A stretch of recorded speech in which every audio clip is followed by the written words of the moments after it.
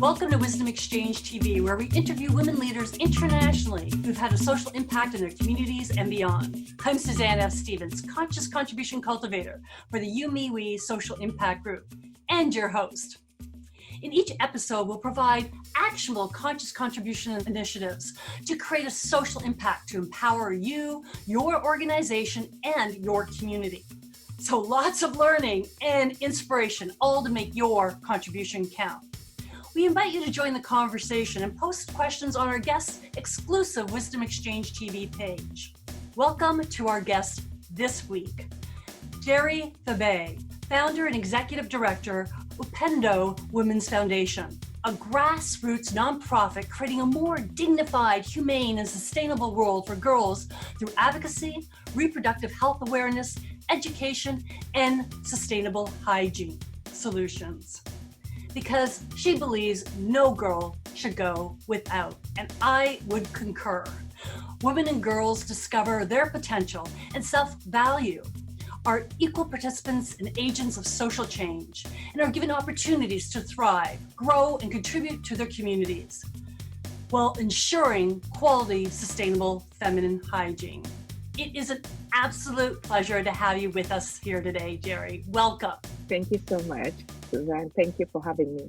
What was the catalyst for you to start this organization? The reason why I started the organization is as a result of just knowing and understanding that I too experienced this kind of problem where girls were missing school because of lack of feminine hygiene products.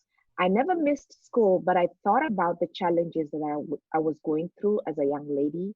And the thought that it was still going on and it was increasing, it wasn't getting better, it was getting worse, that I just could not shake the idea of just sitting back, folding my hands and doing nothing about it. I needed to make sure that every girl can be able to go to school. They don't have to miss out on school. And I know the importance of education, and without an education, their lives will not move forward. Without the education of a girl, the community as a whole, the country, will not really move forward, because the woman, especially in Africa, the woman is the backbone of the community. And I think that's really important to emphasize a couple things there. One, I know you started this in Kenya. You now live in California. So you are referring to creating your initiative in various countries in Kenya, correct? Well, the initiative, actually, when we founded it here in the US. But the first distribution we did, the first country we focused on was Kenya. Charity begins at home. And so, but my heart knew very well that it was, I wanted to focus on Africa as a whole. But in order to do that, I needed to understand how is it in my own country, where I come from, how are they dealing with it? What are the numbers? What are the statistics? And so when I take that, how can I take what I'm doing in Kenya and replicate that in other countries within the continent of Africa? Which is great. So let's expand on that. So what steps did you take to start this social initiative? Rolled it out as a nonprofit organization.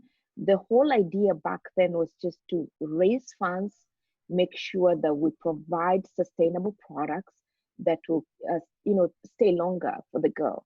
You know very well, nonprofit, you're relying on the support of others. You're relying on whatever people decide to give to you. The issue of menses, lack of feminine hygiene products, that's a monthly expense. And so I wanted to make sure that the product we are providing the girls will sustain them longer. If I can take care of one girl and know, for 4 years, 3 to 4 years, I don't have to go back to the same girl and think about providing for them, then we can be able to touch many more girls instead of just one girl and thinking about the budget of just providing for that one girl every year. So the whole idea about sustainability was a big, big factor for me. And you're right about the nonprofit and relying on others' generosity. And I talk a lot about that actually in my book, because if we can build it into our businesses or our nonprofits as either a social enterprise, or build the mechanism where it feeds itself. So how are you actually doing that? Right, as of now, what we're doing is making sure that we create mini factories instead of just thinking of how we can, help those who can't, but how can we teach them how to fish? That's the whole idea behind it. Because I can continue being the vocal spokesperson for the people, but for how long? But how can I teach them how they can equip themselves so that they don't have to rely on me all the time? And then also in return for those mini factories, how can we empower those women to have job opportunities so they have an income for themselves, they can trade amongst themselves? We're teaching them about business, how they can sustain themselves with a product which they really need, but that is more affordable. So taking what we have, the product that we have designed here, and teaching them how to make it there locally. And in return, as a nonprofit, instead of me thinking, how am I going to get the products from the US to Africa? How can I get the women in Africa to make the products? The cost of what I'm using to ship this cargo is enough to create a job opportunity for somebody. So we don't have enough volunteers to be able to make products to sustain millions. And if one country alone, in Kenya alone, I was looking about over 3 million girls missing school. In South Africa, you have over 7 million girls missing school. Those are two nations with 10 million girls. Think about the rest of the continent. How many volunteers can we really have to make these products for us? How can we switch it around and create a sustainable product that is affordable, that they themselves can make, and then be able to sell amongst themselves and be able to utilize a skill that they can pass on generation to generation. Also, as a nonprofit and other nonprofits that would love to do what we do, how about they can buy what they want to donate to the poor of the poorest? They can buy from these mini factories or mini franchises, and then distribute to the girls that they need to support. So really, it's creating a way of not just a handout; it's gifting it forward today. I couldn't agree with you more. I talk a lot about creating opportunity, not dependency, and helping and not hurting. And we know that by providing income provides the most dignity for a woman if she has her own income. So how many people are actually producing, and I assume sewing? Are they sewing these feminine hygiene? How many women are actually sewing these feminine hygiene solutions in Africa? Well, so far in Kenya, we have a team of 3 women who are doing that, because depending on the donations that we receive and how much money we are able to raise, we have 3 women who are making them for us. We have a team of women here in America who are also making for us, at least 8 of them who are making for us. We are now setting up also in South Africa, where most of these franchises will have between 10 to 12 women. That's the goal of having them have a sustainable, factory working, so that we can be able to meet the hundreds and thousands of girls. So the franchise itself is mostly at least 10 women working part-time, not full-time, part-time. So then that way they can be able to do other things as if they have other responsibilities, and 10 at a time, but can accommodate 20, so they can shift. So we can create, even if this 10 I'm working in the morning, the other 10 can work in the afternoon. That way we're spreading out the income. It's not just one person taking it all for themselves. And it really helps create a better community for the women, because nobody's feeling left behind. We're still continuing we are working on funding to get more and more of these little franchises opened up in different places in Africa. It also varies. Each country is different based on the economy of the country. Some countries, the labor can be a little bit higher than the other, based on the inflation. But so far, as we're speaking right now, we have a team of at least, let's say, 10 to 11 women in total, both in Africa and here. But we also do have a manufacturer that we've been working with in Egypt who can mass produce the products for us, who's willing to work with us so that we can take this project even into refugee camps where the women can learn how to make the products themselves. This episode is sponsored by Make Your Contribution Count for You, Me, We, a book written by Suzanne F. Stevens. It's time to act. Let this book be your guide to having a sustainable social impact while living your most meaningful life. Thanks for listening. Now, back to our show. There's a few things seeming to go on here, and I'm going to attempt to try to summarize what I think I'm hearing. Sure. You started as a nonprofit. Mm-hmm. You recognize the fact that that's not necessarily the sustainable solution moving forward, and want to empower women locally to produce product because then they can make an income. So you have started to shift to allow more women in Africa to actually produce the products. However, the nonprofit still exists. Right. So Yes. there is still the nonprofit, however. So it's still a nonprofit, but you're looking at also providing women with income potential. So you're still doing the fundraising from the sounds of it, right? Correct. And you are doing some production in the United States still. Correct. But you are trying to get more production in Africa. Correct. Okay. So, and the Egyptian possible partner that they would be providing it to refugee camps. So you've got a lot of moving parts happening here. What I'm curious about is who is actually paying. So let's say women in Africa are actually producing these products. Who is paying for those products? Are the girls actually paying for them? Okay, so the way we've set it up is we are building partnerships where we come together with other nonprofits. Like for instance, right now, there's one partner we're working together to start the same initiative in Uganda. So we come together and we set up like the mini factory, get them started, all the resources, the raw materials, what they need to get the factory started. We raise funds for that. And then once we know it can sustain itself, we hand it over to the women so it becomes their project. It's not ours to keep. The factory in Egypt is not, the factory in Egypt already produces pads. If we have sponsors who are giving us a big chunk of change and saying we want to sponsor 10,000 girls. So I have a factory that mass produces. They focus on making pads, washable, reusable pads.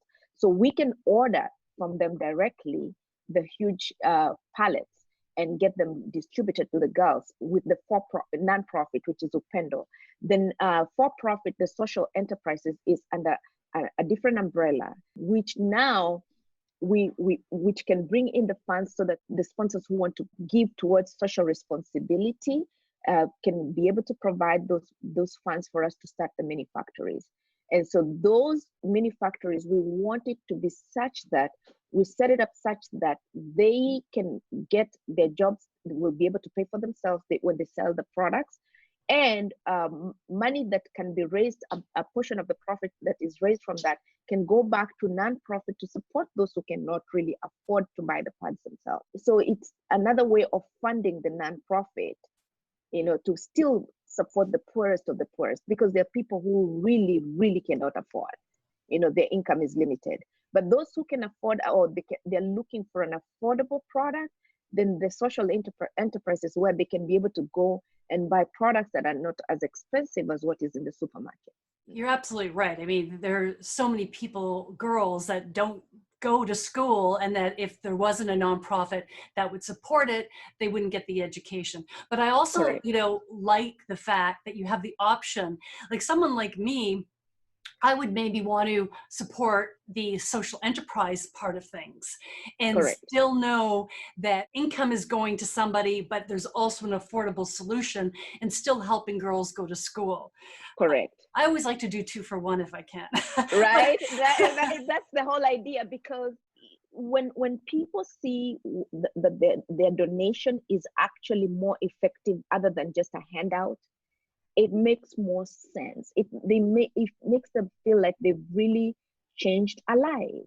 The whole idea is most of these women are not looking for a handout. They're saying, show me how to do this so that I can make money and I can feed my family. A lot of people don't understand how a nonprofit works. There's administration costs, and through that administration costs, your income comes out of that as well. So far on the nonprofit, I am not paid to do what I do. I do it because I'm passionate about it. I have my own business that I work on marketing. I'm a mental health coach. I'm also in investing. I like to be as a business investor. So I look for ways to make my own money so that I can also turn around and put that money, my profits, towards the nonprofit. I strongly, because it takes a while for a nonprofit to pay you. It's a business like any other business. There's so much work to be done. So the most important people is more of the team members that I would be more concerned about, how the support system that I have to be able to have something for them. However, majority of our team members are still volunteers. They are not on salary. Everything we've been doing, especially for Upendo, has been purely 100% towards the nonprofit. And I think this is important to identify, because a lot of times, similar to yourself, I have my business that I make my money. I have a fund, a foundation, and I make money and put it in the foundation to help educate future African women leaders. Correct. So but I don't take an admin costs, or if I run an event to make money for it, it's a separate thing. But I think this is also a good model that people should entertain, that when you do have your passion projects, put your have something else to make your income. Yes. So that you can funnel through it, or make that passion project a social enterprise so that you can actually make income and contribute to the community. And the social impact is, enterprise is what I'm building upon also. So at least that will pay me to be able to continue doing what I do, because I do realize that we will always need a nonprofit arm where we will always to distribute to the ones who can't. But we also want to bring quality products, affordable products to the marketplace in Africa, so people can feel, give the women back their dignity, empower the women by providing financially. They know, oh, I have a job, I can be able to take care of my family, I can be able to feed my family. So more distribute the profits in a way that everybody is getting what they need to sustain their lives, not like the big companies who are always looking at bottom line profit and taking all for themselves and throwing a little seed money saying, oh, we supported this. When I look at how these big companies are making so much money out of the women, and they're giving not even a 1% of their profits towards, and they say they've given, that doesn't make sense. How about let's take the power back? We're the women, we're the ones who use this product. What kind of product am I making for myself? What kind of product am I making for my daughter? How will this impact me, when I use it? How are we thinking about our environment? So we want to be, really, it's taking back that part to ourselves and saying, we want to be in charge of our lives. And being in charge of our lives, we also want to be in charge of our economy. The environment piece is an important one, because these are reusable. They're reusable, washable, reusable. They will last 3 to 4 years. And we know very well, one of the challenges we've had in Africa is waste management. I mean, so if I was to garner people here, rally people around and say, hey, I need you to help support, provide, pads, sanitary pads, I can do a huge drive and I will get tons and tons of pads. People will go to the store and buy. But where are they going to throw this? I go to villages where some of these kids barely don't even have a toilet, leave alone a dumpster, So where are we throwing this? They end up in our rivers, this pollution. They're not, animals will chew on these plastic materials that are wrapped in the pads, so-called pads. Some of the products that the pads are in, people don't even know how the type of material that is used to create pads that we use, really.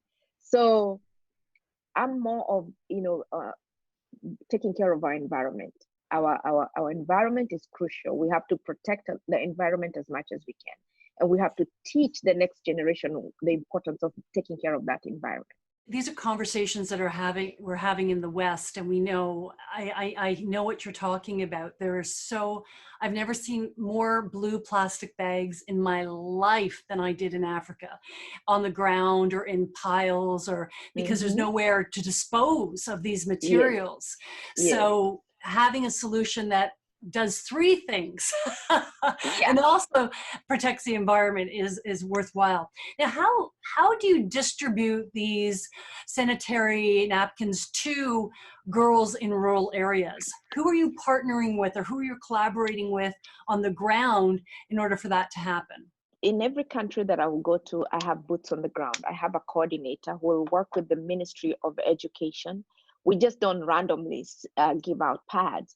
We'll go to the Ministry of Education, find out the schools that are mostly affected, what are the most affected areas, and how can we make a change. And in those schools, interview the teachers, which children, it's a process. Before we get to that school, we'll have identified the exact kid who really needs the pads. So we have to work with the schools, we have to work with the Department of Education, and find out the list, because they have a roll call of who is who and why. And teachers most likely usually know which kid really is absent because of that issue.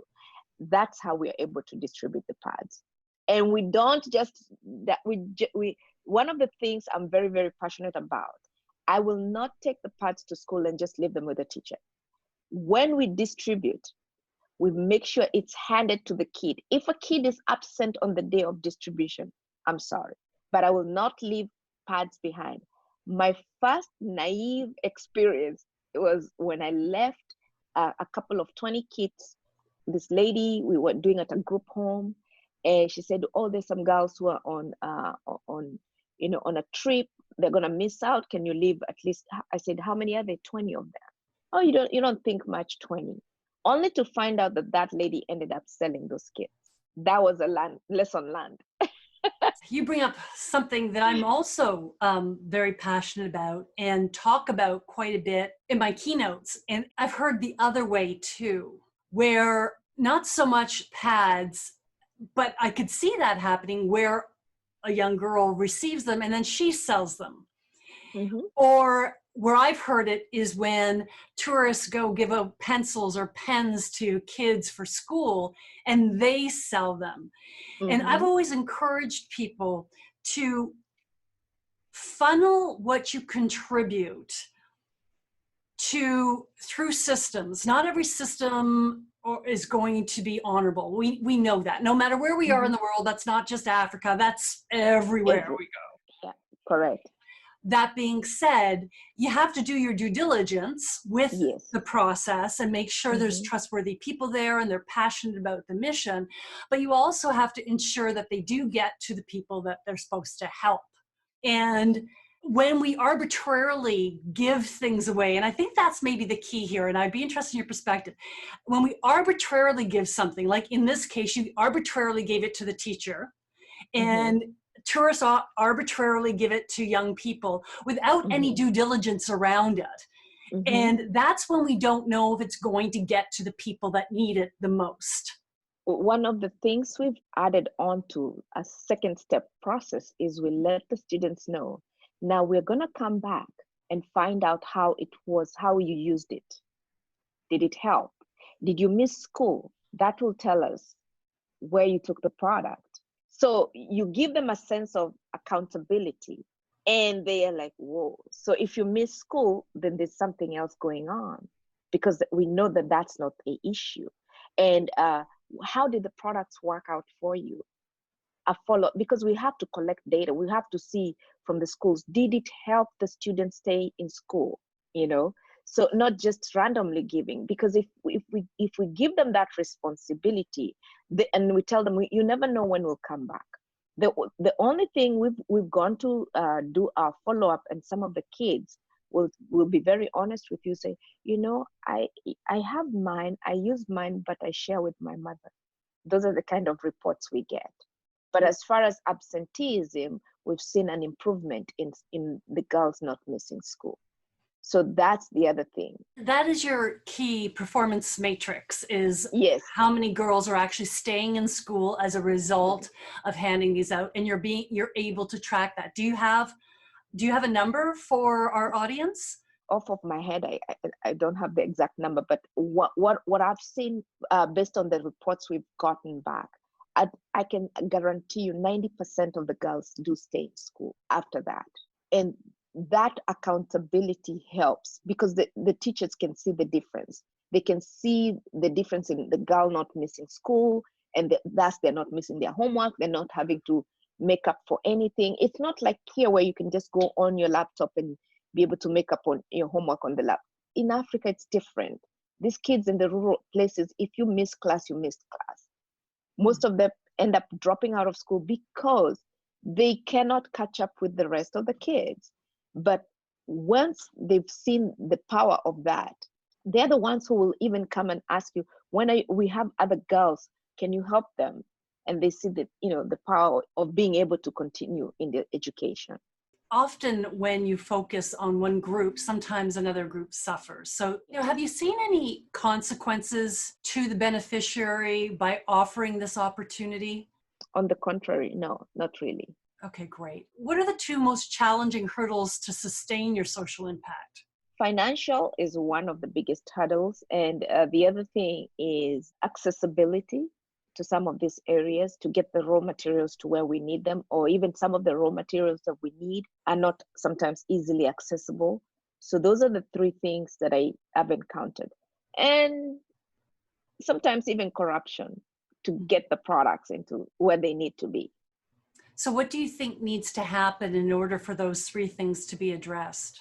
Well, financially, we continue to just be the marketing arm. We continue to campaign for be a voice. And we love the fact, I see from the time I started the foundation in 2013, menstrual health hygiene has become a big thing. People are catching up. They're catching on. And the more people that are talking about it, it's being pushed to the front line. So it's really causing people to say, hey, I got to stop and think. And yes, we need to do something about this. Working with government officials really can help also as much. It's not always guaranteed, but it can be of assistance, especially in areas pertaining to corruption, when they're dealing with people who are really trying to bring social change, social enterprises. I've dealt with situations where, as a nonprofit bringing in products into the country, literally somebody knows you're a nonprofit, but they want, before they can let you in, to bribe them to let the goods come in. So those are some of the challenges that I have encountered. And I'm always prepared when I'm heading to those countries. I don't go being naive thinking, oh, it's not going to happen. Any country, I'm always aware. Just be ready. If this happens, this is what we're going to do. Gear up. And preparing the team to understand that those are some of the challenges that we'll encounter. Transportation, the roads, some of the places can be very, very challenging to get to. So, but that still does not stop us. It's really, when it comes to areas the roads are really bad, is planning ahead, planning for seasons. That it's not going to be difficult to navigate in the roads, especially if it's the rainy season. Then plan to have the materials needed in those factories during the dry season, so that you can have long-term inventory for the time when it's raining. So it's just all about planning and strategizing. Moving forward, to actually just produce the products locally and source the materials locally, so that you don't have to deal with the import-export, and you don't have to deal with anybody wanting a little bit on this corruption on the side, because I know it happens. I've been there. I've been there. Would that not make more of an impact and be more sustainable in itself? Unfortunately, not all of the raw materials are, locally accessible. In order to produce quality product, because I don't want to cut corners, there is one particular material we cannot, it's not in Africa. You have to import that no matter what. Some of the materials you can improvise, but the liner that causes the product to stay where it does not leak, you cannot find it in Africa. You have to import it. And it's the most expensive component in the washable reusable pad. You said you're the marketing arm. So how do you generate funds for your foundation? Well, we do reach out to businesses for as a social responsibility through companies. We have the Rotary clubs, we reach out to friends and family. We've never really done a major fundraiser because I found that to fundraise, you need money. To do it, those events, they cost money. And to me, the math does not make sense. The amount of money to feed people so that they can give me money, I would have used that money to do something else for the girls.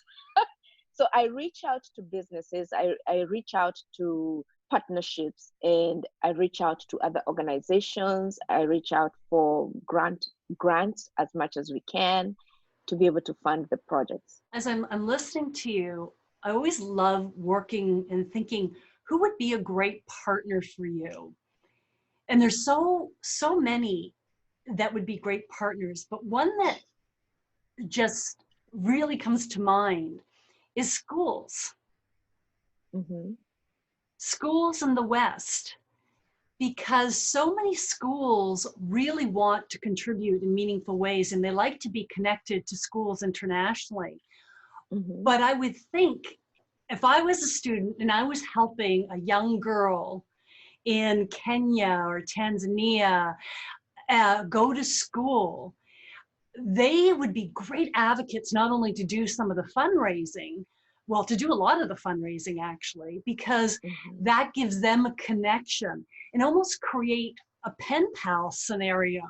I don't know, it was just an idea that I think schools would be a real natural fit that people would get behind and excited about. We have one school here in Sacramento, it's called Folsom High School. And they have participated in the project we call Global Public Service as a way of understanding what it's like, to serve internationally from a global perspective. And these students, every year, they adopt Upendo Women's Foundation. They take the initiative. They will either work on marketing materials to raise funds for the girls. They will look for ways to raise, to collect donations, whether it's the fabric that is used to make the pads for the girls, the washcloths that go into the kit, underwear that goes into the kit, anything pertaining to what's listed as to what is needed to create a kit for the girls. So we would love to see more schools participate in in the project like that. We are hoping more schools can be able to enroll. There was another middle school that we worked with in 2016, and there were 8th graders. We were interviewed on Good Day Sacramento with them because they saw the need. They saw, wow, we can do something to make a difference in somebody else's life. A student just like me who's an 8th grader who's missing school because they cannot access sanitary pads. And that was the most touching project because we had young boys sewing and making the products, which is to show you when you expose the young people to situations and challenges that is around the world, they're more than willing and to be hands-on, to go in and not just, I tell people it's not just about raising money. I don't always ask for money. I always want everybody to be able to contribute in the way they feel best works for them. Some people feel, let me go buy the fabric to make the product. I am more than welcome because it's as good as the money. I would have still needed the cash to go buy the fabric. So if you feel like fabric is what you want to buy and you're happy about it, choosing the colors, and we provide a baseline of what you can buy, go for it. If you want to buy washcloths, go for it. We have people who just see panties and they go buy panties for the girls. Go for that. Soap, the little bar of soaps that people collect from hotels, bring them. Everybody has a different way of feeling that they're contributing. That does not mean that they did not give. They gave. Make it open such that people can be able to to do what they can according to their ability and how they feel that will fit best with their way of giving. One thing I love about what you are saying is the encouraging of young boys also to participate, because a huge advocate that empowerment doesn't come from a gender or a sex. It is everyone works together for empowerment, and to see young boys participating in the other gender's success, I think is extremely an important message. The other thing I just want to tap on to this, you and I may see this slightly differently, and I think we possibly do, and that's okay. I know Tanzania has really shut the door on importing products from foreigners, particularly new products. So for example, when you're talking about the soaps and these sorts of things, a lot of countries are starting not to accept those sorts of things, and which I'm a bit of an advocate for, by the way. I'm personally not an advocate for sending our stuff over to countries, because it can take from jobs in country. So what are your thoughts on that? I love the idea of sometimes closing, but don't close all the way, because if we're going to create a product that works for your people and you don't have a certain resource, how is that going to be beneficial? You'll still have, the problem will still be there. So as long as we can use, like for instance, soap that we use. I recently have gotten into a position where we can now teach the women how to make soap. We don't have to bring soap from here. So that's something that, and soap weighs a lot when you're transporting. So, that can be an avenue that we create part of the social enterprise. When the women are making pads, it can be part of what they add on into the factory as to how they can create beautiful soap, So I believe in that. It's just a matter of sitting down and talking and discussing with, if it's even like the president saying, hey, okay, I understand where you're coming from. This is taking away from our jobs, but we don't have this element. The part of international trade is making sure we can be able to also trade with one another what we don't have. That should be the key. If we can, it's like exchange of goods, basically. So I really believe in that. And when you sit down and have a discussion with people in government, especially when I meet with the people in the Department of Education, I go as higher rank to the Minister of Education, what they call them. I'm able to communicate that because they can be able to communicate to their leader and show them, this is the product. Do you have this? If you don't have this, then we're wasting time, and they're able to comprehend that and say, oh, okay, then this is something we can make room for while we continue to use what we have here locally. And I can appreciate that. If you don't, trade is a great thing. Yes. And I agree with you, and especially when you don't have the product. It's particularly with developing countries, however, it's often we look elsewhere for the product when we can get it locally, and that's what I'm referring to. But I agree with you. You need to assess what is best for the country and for job opportunities, because sometimes they don't have the product, and I get that. And for some of these countries, not everybody wants to use washable, reusable. We have other products which are biodegradable that we're putting together a proposal to bring in machines for the women to be able to make disposable pads that are biodegradable using resources that are within the country. We have identified which raw materials can be used, that we can be able to create these pads that will be affordable for the women, create job opportunities, but they are also environmentally friendly. These are, so we're not looking into just one solution. For instance, the menstrual cups, if it's a way we can bring the production, if it's something we can bring the production within the country, that we want to promote everything for the social enterprise on our end. We want to promote the products being locally made and manufactured.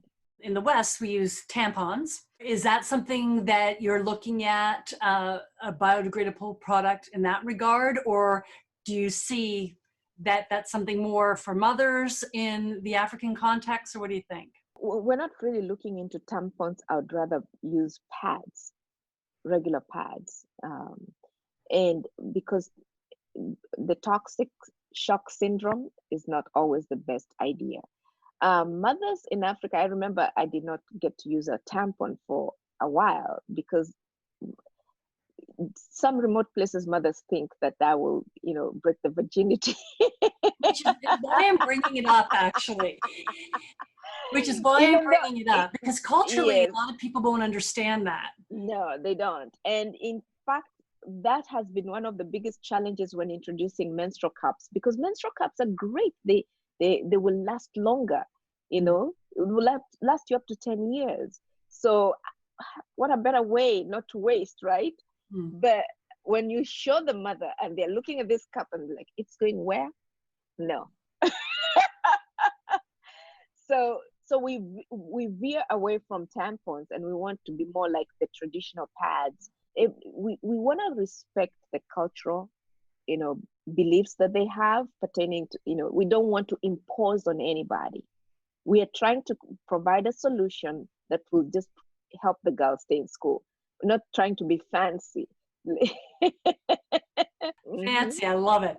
So you had said earlier on when I asked you what was the catalyst for you starting this organization, and you mentioned, that you went through, you may not have been able to go to school too, so you can appreciate it. But you were mentioning to me in a conversation we were having, another reason why you started the organization, and I can't quite recall it, but I'm hoping you remember it, is you had heard the president or somebody in politics speak about the challenges of girls going to school. And in 2013, I was watching a presidential debate for Kenya, and all the 8 candidates, they were all saying, when I do get elected, I'll make sure we have sanitary pads in school.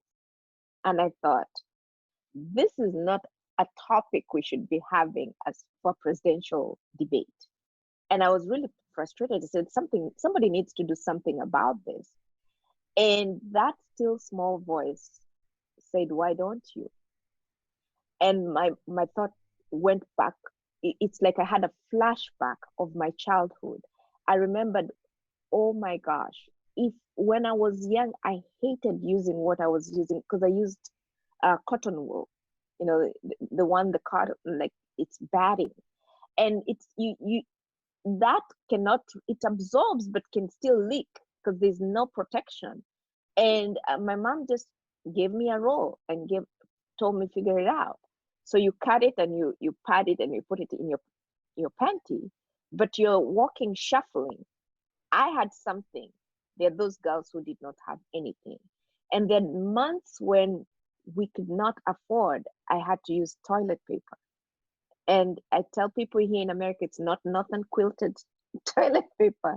And so the discomfort it created, and you're walking under the sun-scorched land of Africa and everything, and the burning, I mean, I would just get so inflamed. And it was just a horrible, horrible feeling. And there were neighbors. I had neighbors who always seemed to miss school a couple of times a month. And I used to wonder, why are they coming? And you'd hear somebody say, well, so-and-so didn't come to school, they're sick. They're always sick every month. That, the reality hit me when I was thinking about the whole menstruation thing. Oh my gosh. They were on their menses. That's why they could not go to school and they could not afford soiling their clothes. So you might as well just stay home. So that was one of the biggest things that I just thought, this is ridiculous. I couldn't sleep. I had to start looking for solutions. That's the idea where it came to. I need to find a solution that will last longer. Waste management. Growing up, I know where I lived and how waste was really terrible. So hence the reason why I veered towards sustainable products. And then after starting the foundation, going to do distribution, some of the horrific stories I have come across that still causes me to say, okay, I need to do something. If we 1,000 more girls, 10,000 more girls, whoever, because kids are opting to trade sex for pads because they really want to go to school. What does that mean? If they end up pregnant, they drop out of school. They end up with a teen pregnancy. It's poverty getting more poverty. Just because of a small solution of a pad that this kid had to go and do the unthinkable. The men preying on them, because if you're at home and there's nobody to watch over you, a man knows, oh, she's of age. There's no child protective services. So those kind of things have really pushed me every day. When I wake up, I'm thinking, how many more girls don't have to trade their bodies? How many more girls don't have to go through violation because of just a pad? A simple solution. You're very passionate about this subject, and understandably. And often people don't understand that if somebody's Kenyan, you live in California, but you're born in Kenya, you serve girls in Kenya, Zanzibar, Malawi, Cameroon, and in future you're looking at Zambia, Rwanda, and Ethiopia, I believe. We've done Kenya, Uganda, South Africa, Malawi, Cameroon, and Zanzibar. Why did you move to the United States? Well, I moved to the United States because I wanted to create a better opportunity for my daughters. I was a single mother of two, and I was really young. I had my children at a very young age. And some of the challenges that I faced when I was a little girl, I saw that the cycle was going to repeat itself. And I already had a job. I had a great job. I was an executive administration secretary. And that was it. I knew that was the ceiling. I wasn't going to move anywhere further that way in the career. But then it was not even the career of my choice. I did that because I needed to have a job to provide for my kids. And being a young girl in Kenya, when I was 19, I was sexually violated. That's how I got pregnant the second time. And so I did not, and there was no justice for that. And I did not want my daughters to grow up in a society where they're not protected by the government because of situations like that.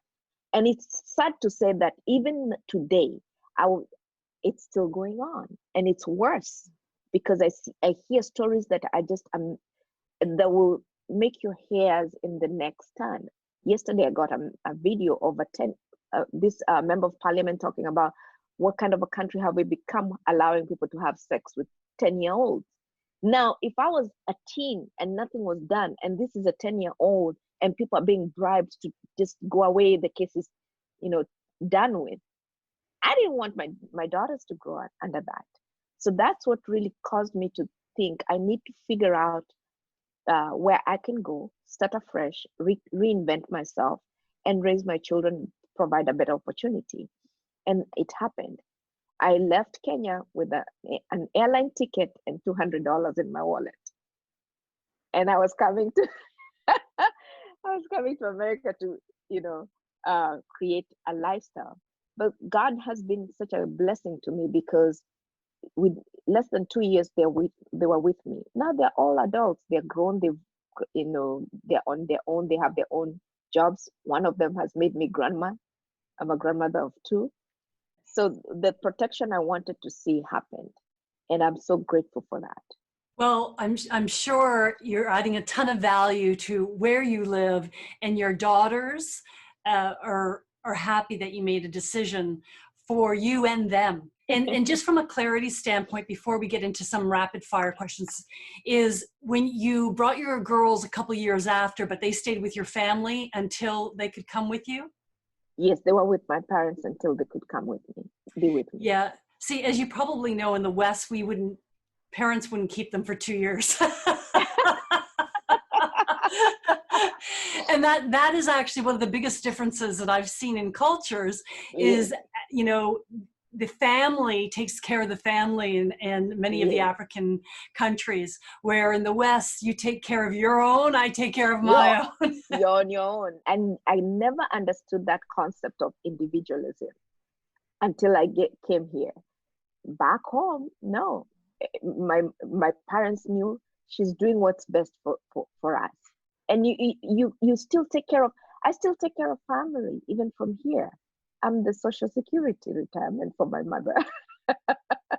So, and you have families who have need, you still take care of extended family. If you have an auntie and uncle who is in need, we're constantly thinking of how you can support family.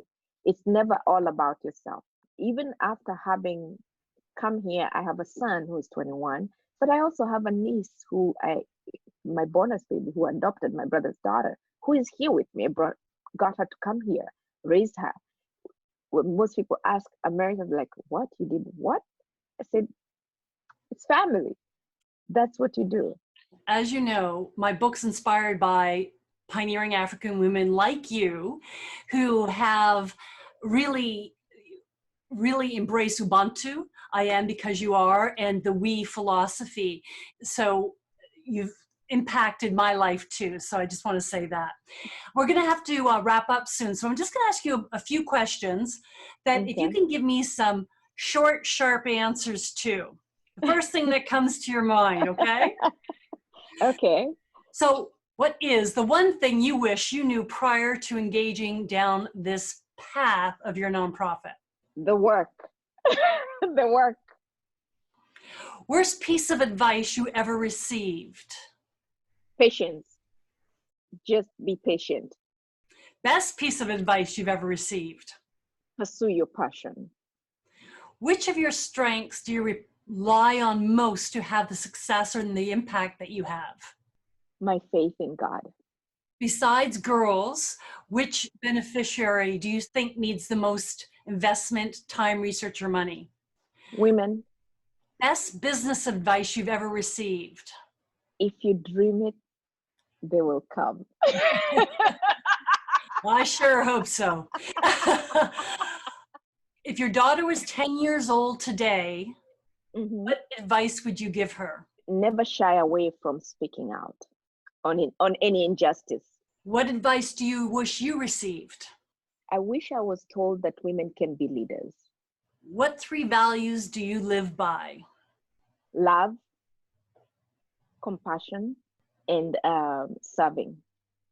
Thank you for that. I'm going to say a word, and the first word that comes to your mind. Okay. All right. Empower. Women. Inclusive. Gender. Care. Giving. Courage. Faith. Contribute. Money. Consistent. Patience. Conscious. Integrity. Collaborate. Community. And community was the last one, so we'll just say collaborate and call it a day. Thank you so much for joining us. It's been great to have you and our audience. You can subscribe to Wisdom Exchange TV so you receive each new interview notification in your inbox. Please share this interview by going to the share button located on the page. You can read, listen, or watch this interview. If you know someone who's had a significant social impact in business, education, civic service, or advocacy, let us know. Visit the guest tab on wisdomexchangetv.com and submit their information, and our research team will do the rest. Lastly, if you have contributed to the community or you want to celebrate someone else who has, visit Join the Movement tab on youmewe.ca, Your Contribution Counts campaign. For every contribution listed, the YouMeWe Social Impact Group will invest in a women's education or business, moving her from poverty to prosperity. And I just want to go back to our guest today. And do you have any words of wisdom that you would like to share with our audience regarding making a conscious contribution to society? One of the best things I tell people is I never give it back. Because to give back, you have to look back. And who did you leave back? I believe in giving it forward today, gifting it forward today, because today is the day that you have. Tomorrow is not, it's just but a promise. So do what is necessary today to make an impact and a change in somebody's life. Love that. Love that. And I'm not a fan of the give back either. So love that. Until next time, everyone, make your contribution count. This episode is sponsored by Make Your Contribution Count for You, Me, We, a book written by Suzanne F. Stevens. It's time to act. Let this book be your guide to having a sustainable social impact while living your most meaningful life. Thanks for listening.